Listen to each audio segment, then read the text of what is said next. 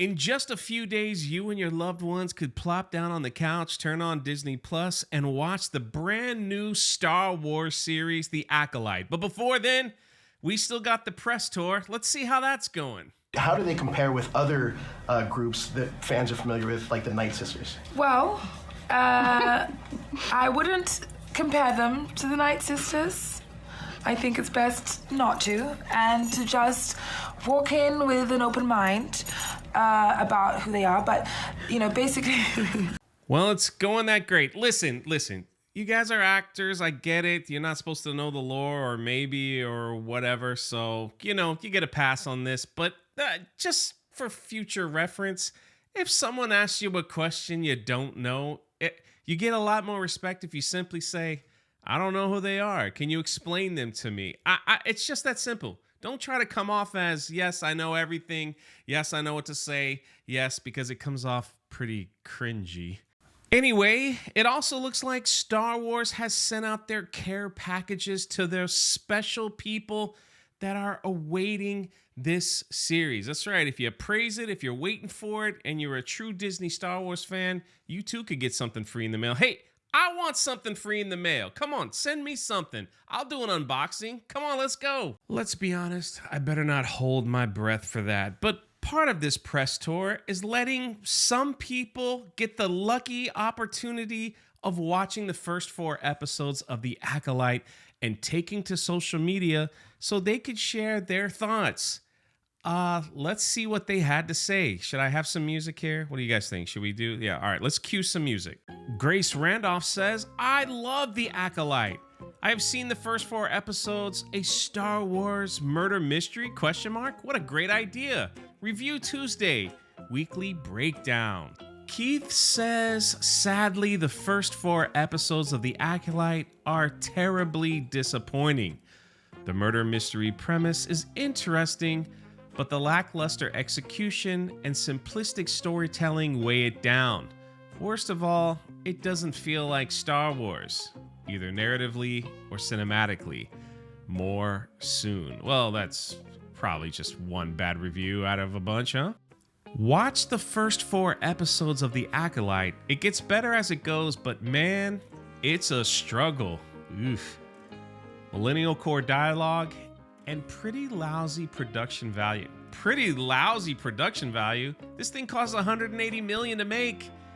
In relative to other Star Wars shows, the fight choreography is also kind of meh, and it undercuts by a bad score similar to Obi-Wan Kenobi's. Oof, that don't sound good at all. The conversation continues. This is the first negative review I've seen. Most are praising it as one of the best Star Wars shows. Listen, the same people that are praising it said Andor was the best Star Wars show, said Kenobi was the best Star Wars show. So just throwing that out there. He goes on to say, only my opinion, and I wouldn't want to fault anyone for enjoying it. Again, we say this a million times. Love what you love. Don't worry about what us people on the internet are saying. Just love what you love. That said, I don't know how anybody could have it in the same stratosphere as Mando, Andor, Clone Wars, and Ahsoka. Closer to Book of Boba Fett, if anything. Book of Boba Fett, in my humble and right opinion, was the worst Star Wars show on Disney Plus ever. That to me was the worst. That show stinked. I mean, it was horrible. And if you're comparing this, The Acolyte, to the Book of Boba Fett, that ain't good news, man. That's not good news. Michael Lee says The Acolyte is one heck of a Star Wars series. Leslie Headland puts together a gripping mystery thriller viewed through the lens of a galaxy far, far away. There's compelling characters and beautiful fight choreography. The best thing about this is you don't need to know anything about Star Wars to enjoy this series. And I think that might be who they're going for. They're trying to grab an audience that isn't there. So it's like, hey, we're going to just throw stuff in there. We're going to forget about lore. We're going to show you a new whip lightsaber and some other stuff as well. You don't need to know anything about the prequels. You don't need to know anything about the original. You don't need to know anything. You don't need to read any High Republic books. Just watch, and maybe you'll become a fan of Star Wars. I honestly think that's the direction that Kathleen Kennedy would love to take this, just to grab a whole bunch of people that don't know anything about the past so they could just do whatever they want. But I don't know if a Disney Plus series is going to do that. But maybe that's what they were shooting for. Meg says, I just caught the first 4 episodes of The Acolyte and I'm pleasantly surprised. Pros: cinematography, fight choreography, interesting new characters, world expansion, lots of Jedis, costume and makeup. Cons: tad predictable. Some performances are bland. Motivations at times aren't compelling. Now, this is the one I really want you to pay attention to. This is from Alan from Film Threat. Final verdict. The 3rd episode of The Acolyte will finally kill Star Wars for the vast majority of pre-Disney Star Wars fans. Based on Lucasfilm comments of late, they are okay with that. Well, what in the world does Alan mean by this? I guess we're going to have to wait and see. But if you go back and look at the history Kathleen Kennedy has with Star Wars since she took it over and was in charge, she's done this. She's tried to push away all things George Lucas and move forward into her storytelling. We could start with Galaxy's Edge, Star Wars Land. Originally, the idea was supposed to have original trilogies, prequel, sequel. But she came in and changed it and said, let's just make a new land that no one's ever heard of called Batuu, because that's our creation and we could do whatever we want. How about the Star Wars Hotel? I love talking about that disaster.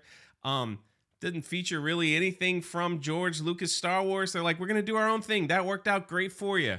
Also, The Last Jedi. Kathleen Kennedy looked at Rian Johnson and said, you do you, bugaboo. Get rid of Luke. Get rid of all those. Get rid of as many as you can.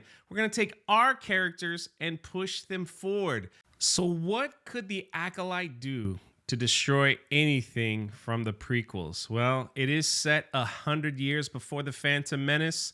So maybe they decide to put their characters in. Remember the Kenobi series? They injected Reva. Reva was going to kill the young boy Luke Skywalker, but she had a change of heart. So in actuality, it was Reva that saved the galaxy. Well, maybe they're going to do the same here. Who knows? I guess time will tell, and we'll see what Alan is talking about in episode 3.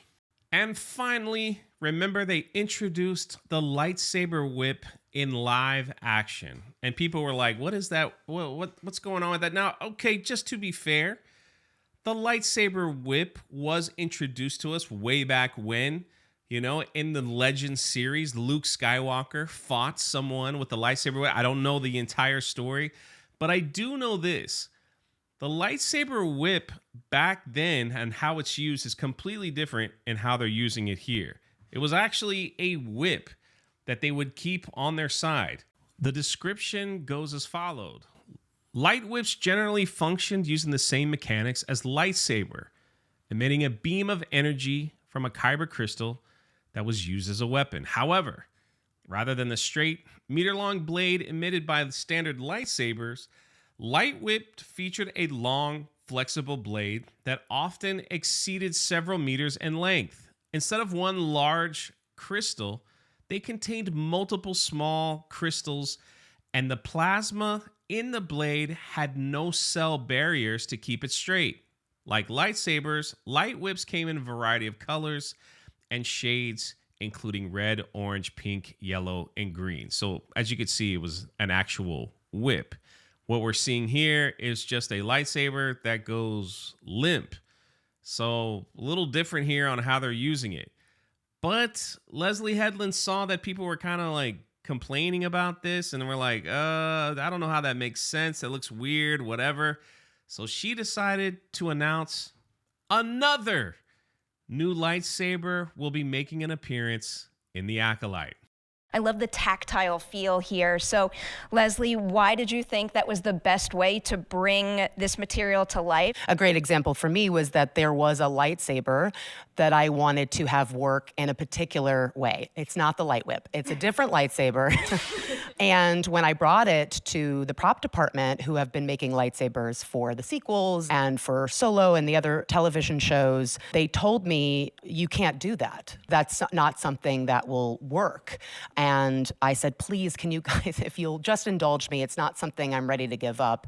And these incredible craftsmen were able to make my dream come true for me.